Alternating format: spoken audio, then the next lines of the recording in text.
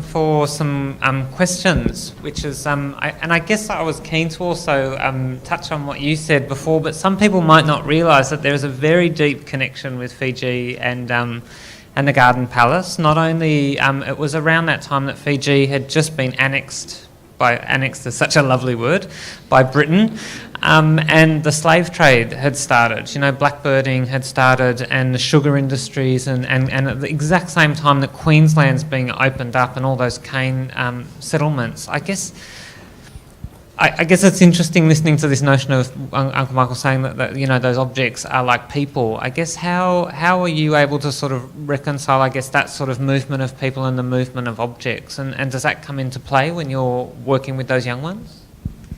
In regards to the movement of the objects and the people?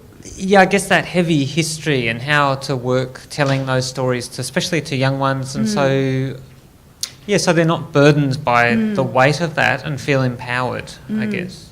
So most of the young ones that we work with probably wouldn't have realised that, the Garden Palace existed, or that we had, so many of our sacred cultural material there. So, when we do speak about it, we touch on, the objects that are here and also in Sydney, but I'm just constantly highlighting the positives of, and bringing it back to them, how our ancestors made this, and you have access to this knowledge as well. You can come into the museums, or you can ask us the questions, and you also have the ability, because a lot of these young people are going through their own things, so I wouldn't want to add more to that, to their luggage, but just highlighting, okay, you've got this ability to create things, this knowledge, and you come from a long line of people, that have recreated things without the use of Woolworths or Bunnings, so, and it makes them think, okay, maybe we could do that,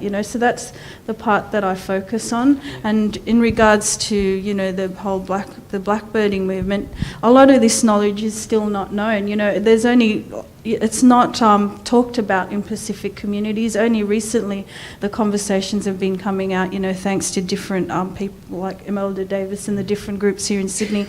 But only now people are talking about it, because, we didn't talk about these things. Our ancestors, our elders didn't talk about, but if you go back and listen to a lot of the earlier songs, like I heard a Fijian song recently where it was in a Mecca, a Fijian dance, where the woman was talking about there's a foreigner on the beach and he's coming to take us. So, and they have a dance, so she was talking about it, trying to tell the other women about it, but they've got a dance, and I guess that's how they were trying to warn people that, someone was coming to take them, and this song has only surfaced recently. Well, I've only heard it recently, so, I found that very interesting. Yeah, right, that's amazing. Are there any questions? Do people have some questions? Yeah, there's one there. Oh, there we go.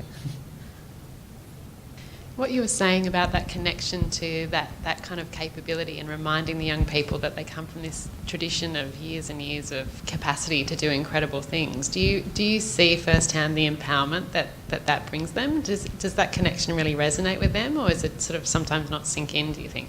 I think most of the time it does. You see a change, because first of all you're showing them these objects and so you can see, okay, this is something different, this is something that I think is a part of me. But then when you highlight all these strengths, like showing them these clubs that have these beautiful crosshatch patterns, and I go, look, this looks beautiful, doesn't it? And it's similar to what your favourite footy player has on his arm, on TV, but look, it's actually there for grip, it's there for use, not just for looking pretty, you're looking good. It makes them think, wow, you're right. And I said, then, just highlighting different characteristics of the different objects, and it makes sense to them. The other day, we were in the collections, we had a young person in here, and Yvonne was showing him a fish hook, and how that was created, and how the shell, he could pick out what it was made from, even though he's probably not seen one firsthand, like the bone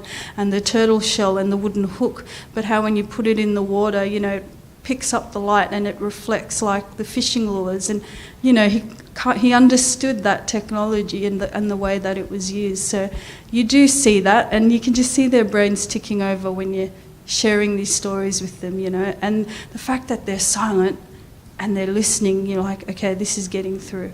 So, you know, we're very fortunate. I'm very fortunate to be a part of a lot of these circles and processes, and, you know, I'm glad to be able to continue to do it.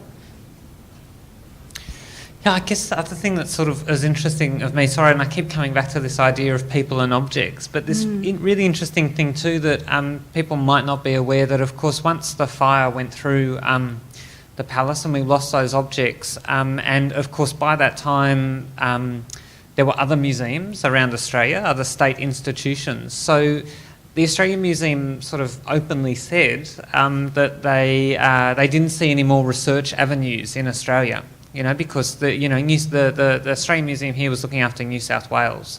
So they turned their attention to the Pacific, which is why, of course, the Australian Museum is it the world's largest collection of Pacific objects? There's 60,000, yeah. Yeah, which is an extraordinary kind of idea. And of course, now we're sort of also met with this idea that Sydney is, you know, one of the fastest growing Pacific communities outside of Aotearoa. So this idea of how those objects can connect with the community that's here and connect to in a story of displacement, and not in a bad way, but in a way of, you know, that finding friends almost. I guess is that part of the story? Sorry, that's not really a question. Absolutely, I think it is. And Karen Rookie, who's here, who works on a lot of the Pacific public programs, you know, does a lot of work going out talking to communities, and is working on a project called Living Libraries, capturing the stories, a lot of the elders that are coming through, and just, you know, because a lot of our elders are passing with this knowledge, you know, so, you know, we're trying to capture some of this that they can use for themselves, but we can also,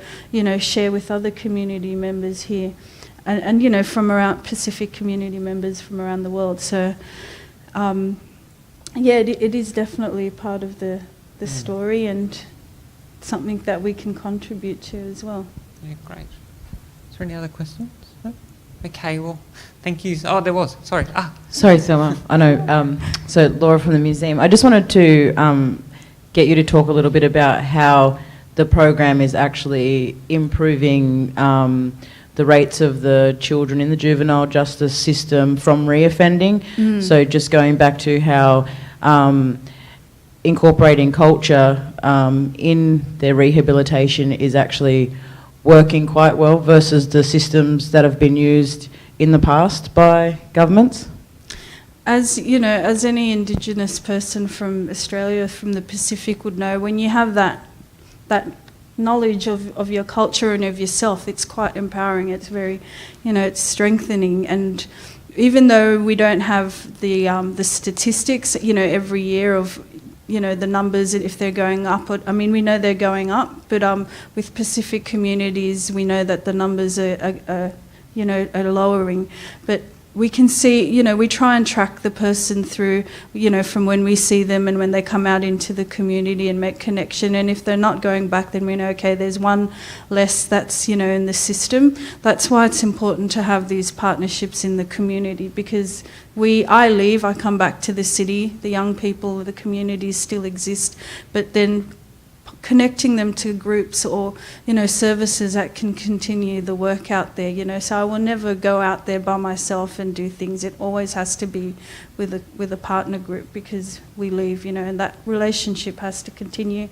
There's still work that still needs to go on. So I think it's part of a bigger process, and it's not as easy as, you know, there's 10 today and next week there might be 9.